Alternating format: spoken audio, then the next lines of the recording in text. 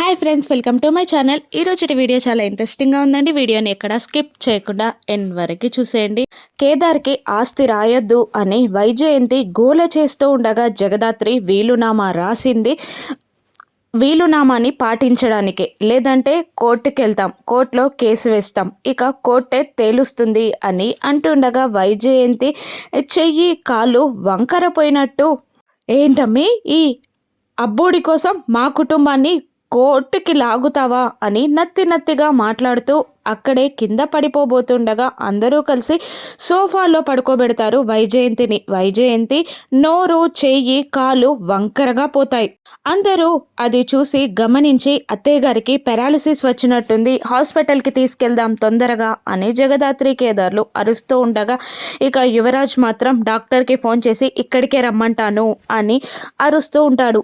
ఇక జగదాత్రి లేదు, పారాలిసిస్ వచ్చిన 3 అవర్స్ లోపు హాస్పిటల్కి తీసుకెళ్ళి ఇంజెక్షన్ వేయిస్తేనే బ్రతుకుతారు, లేదంటే కష్టమవుతుంది, నర్వస్ సిస్టాన్ని సెట్ చేయాలి అని అరుస్తున్నా కూడా ఏ జగదాత్రి, మా అమ్మ విషయంలో నువ్వు జోక్యం చేసుకోకు, ఇప్పుడే డాక్టర్ని నేను పిలిపిస్తాను అని అంటుండగా కౌశికి కూడా ముందు పిన్నిని హాస్పిటల్కి తీసుకెళ్దాం అని అంటుండగా ఎవరు మాట్లాడకండి, మా అమ్మ విషయం నేను చూసుకుంటాను అని యువరాజ్ అరుస్తూ డాక్టర్కి కాల్ చేసి అర్జెంటుగా డాక్టర్ని పిలిపిస్తాడు. ఇక డాక్టర్ వైజయంతి కాలుని, చెయ్యిని, మూతిని చెక్ చేసి ఒక 2 ఇంజెక్షన్స్ వేస్తారు. ఏం ప్రాబ్లం లేదు కదా డాక్టర్ అని అడుగుతుండగా ఏం ప్రాబ్లం లేదు, ఏదో షాక్కి గురైనట్టున్నారు, అందుకే ఇలా పడిపోయారు అని అంటూ హాల్లోకి రాగానే అందరూ డాక్టర్ని ప్రశ్నిస్తూ ఉండగా డాక్టర్ చాలా టెన్షన్ పడడం వల్ల అలా జరిగినట్టుంది, ఇకపై ఆవిడని జాగ్రత్తగా చూసుకోవాలి, ఆవిడ కొప్పడే విషయాలు కానీ, ఆవిడ టెన్షన్ పడే విషయాలు కానీ,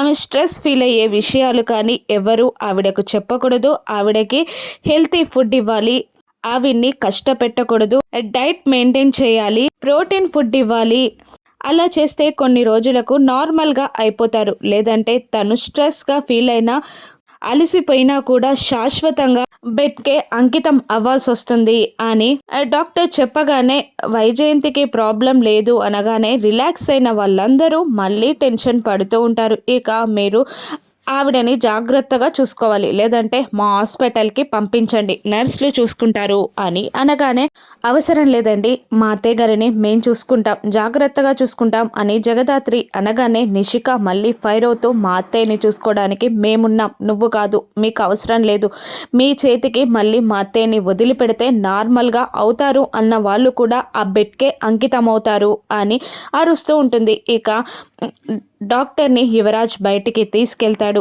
ఇక మళ్ళీ నిషిక జగదాత్రి పైన ఫైర్ అవుతూ, అసలు మా అత్తయ్య కారణానికి మీరే ఇలా చేశారు, మీరిద్దరూ ఇలాగే చేస్తుండడం వల్లే మా అత్తయ్యకి పెరాలసిస్ వచ్చింది అని నిషిక అరుస్తుండగా, ఏం మాట్లాడుతున్నావు, పిన్నికి పెరాలసిస్ రావడానికి జగదాత్రి ఏం కారణం అని కౌశికి అంటూ ఉండగా, మీరు కూడా కారణమే వదినా అని అరుస్తూ ఉంటుంది నిషిక. ఇక ఆపండి అని సుధాకర్ అనగానే ఎక్కడి వాళ్ళు అక్కడ వెళ్ళిపోతూ ఉంటారు. మరోవైపు యువరాజ్ ఆ డాక్టర్ చేతిలో ఒక డబ్బుల కట్టని పెట్టి, థ్యాంక్ యూ డాక్టర్, మా అమ్మ హాస్పిటల్కి వస్తే పెరాలసిస్ రాలేదని నిజం బయటపడిపోయేది, మీరు వచ్చి భలే కవర్ చేశారు అని అంటూ ఉండగా, మీలాంటి వాళ్ళని రక్షించడమే కదా మా పని, అయినా మీరు ఏదో కారణం లేకుండా ఇలా చేయరు, సర్లేండి సార్ అని డాక్టర్ అంటూ ఉండగా, సరే ఎప్పుడు కాల్ చేసినా మీరే రండి, మనకి అందుబాటులో ఉన్న డాక్టర్స్ని మాత్రమే పంపించండి అని యువరాజ్ ఉంటూ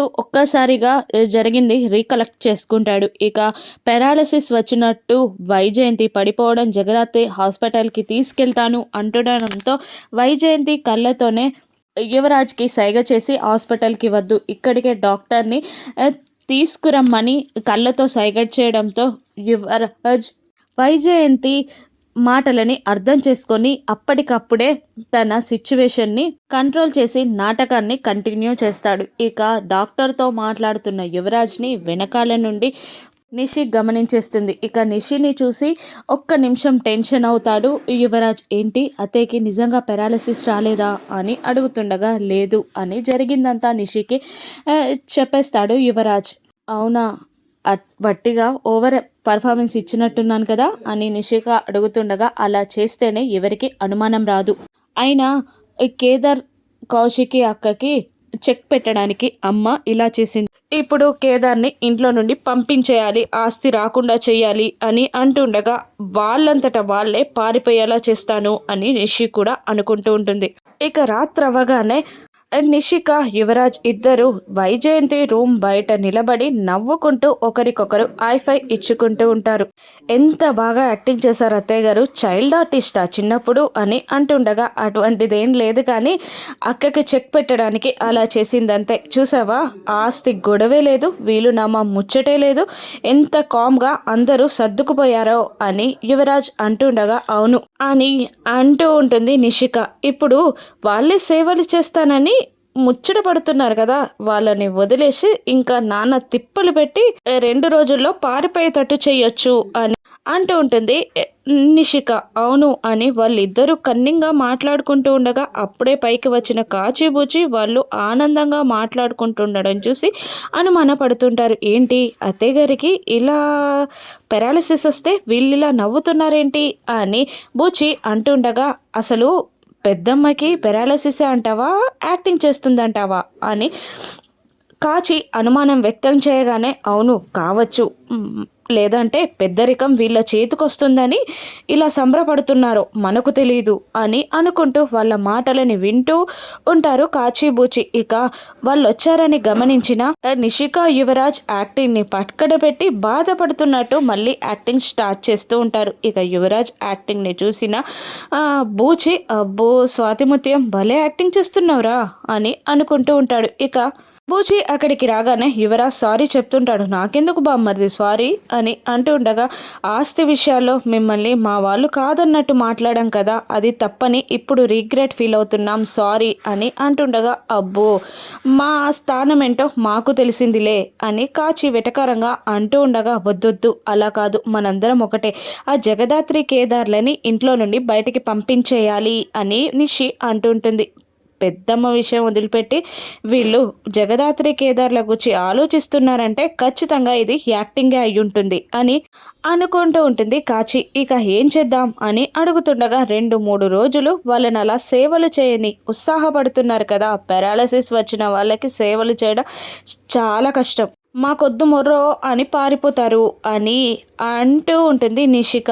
ఇక అత్తే ప్రాణాలకేమైనా ప్రమాదమో అని బూచి అంటుండగా అటువంటిదేం లేదు బావా, ఏం కాదు అని యువరాజ్ అంటుంటాడు. దాంతో వైజయంతిది యాక్టింగ్ అని బూచి కూడా కన్ఫర్మేషన్కి వస్తాడు. ఇక వాళ్ళిద్దరూ అక్కడి నుండి వెళ్ళిపోతూ ఖచ్చితంగా ఇది యాక్టింగే బూచి అని కాచి అంటుండగా నాకు అదే డౌట్గా ఉంది అని అంటూ ఉంటాడు బూచి. ఇక వాళ్ళిద్దరికీ అనుమానం వచ్చినట్టుంది అని నిషిక అంటుండగా పర్లేదు అని యువరాజ్ అంటూ ఉంటాడు. ఇక కౌశికికి కేదార్కి జగదాత్రికి మాత్రం అనుమానం రాకుంటే చాలు అని అంటుంటాడు యువరాజ్. మరోవైపు వైజయంతిని మెల్లిగా తీసుకొచ్చి బెడ్లో పడుకోబెట్టాక నువ్వు వంట చేయి, నేను పిన్నిని చూసుకుంటాను అని కేదార్ అంటూ ఉండగా ఇక సైగలతో వైజయంతి జగదాత్రి కాళ్ళు మీద దురదొస్తుంది నలపమని అంటూ ఉండగా జగదాత్రి అదే పనిని పాపం శ్రద్ధగా చేస్తుంటుంది. ఆ తర్వాత మళ్ళీ వంట చేయడానికి వెళ్తూ ఉండగా వాటర్ ఇమ్మని అంటూ వాటర్ని జగదాత్రి పైనే ఊసేస్తుంది. జగదాత్రికి అనుమానం వస్తూ ఉంటుంది. మూతి వంకరపోయింది, స్ట్రేట్గా ఎలా ఉమ్మేయగలిగారు అని అనుమాన పడుతూ ఉంటుంది జగదాత్రి. ఇక మళ్ళీ కాళ్ళకి ఆయిల్ రాయమంటుండగా కేదార్ నేను నొక్కుతాను నువ్వు వెళ్ళు అని అనగానే ఓట్స్ చేసి తీసుకొచ్చి మీకు ట్యాబ్లెట్స్ ఇస్తాను అత్తయ్య అంటూ వెళ్ళిపోతుంది. ఇక కేదార్ పాదాలు పడుతుండగా ఎప్పటికైనా నువ్వు నా పాదాల దగ్గర ఉండవలసిన వాడివేరా అని అనుకుంటూ ఉంటుంది వైజయంతి. ఇక ఓట్స్ చేసి తీసుకొచ్చి తినిపించి టాబ్లెట్స్ వేస్తూ ఉంటుంది జగదాత్రి. ఇక మళ్ళీ జగదాత్రిని ఇబ్బంది పెట్టాలని కాళ్ళని నొక్కమని అడుగుతూ ఉంటుంది వైజయంతి. ఇక కాళ్ళని పడుతూ కేదార్ బయటికి వెళ్తూ ఉండగా కాలుతో తంతుంది వైజయంతి. ఇక అనుమానం ఎక్కువ అవుతుంది జగదాత్రిలో, ఎవరో తన్నినట్టు అనిపించింది అని కేదార్ అనగానే ఇక దాత్రికి అనుమానం బలపడుతుంది. ఇంకా తిని పడేసిన యాపిల్ అన్నీ చూసి అత్తయ్య గారు మీ పని పడతా అని జగదాత్రి అనుకుంటూ ఉంటుంది. ఇక వైజయంతి కేదార్ లేని టైంలో వైజయంతిని తీసుకెళ్ళి మిర్రర్ ముందు కూర్చోబెట్టి జగదాత్రి ఇలా మాట్లాడుతూ ఉంటుంది. ఈ నగలన్నీ మామయ్య గారు నాకే ఇచ్చేస్తారంట అనడంతో తన మూతి వంకర్లు తిప్పడం మానేసి నా కొంప మునిగేలా ఉంది అని అనుకుంటూ ఉంటుంది వైజయంతి. అమ్మ అత్తయ్య గారు భలే యాక్టింగ్ చేస్తున్నారే అని జగదాత్రి అనుకుంటూ ఉంటుంది. ఇక జగదాత్రి యాక్టింగ్ని వైజయంతి కనిపెట్టగలదా? తన యాక్టింగ్ని కొనసాగించగలదా? వైజయంతి నాటకాన్ని జగదాత్రి బయట పెట్టగలదా? రాను ఎపిసోడ్స్లో చూద్దాం. Thank you for watching.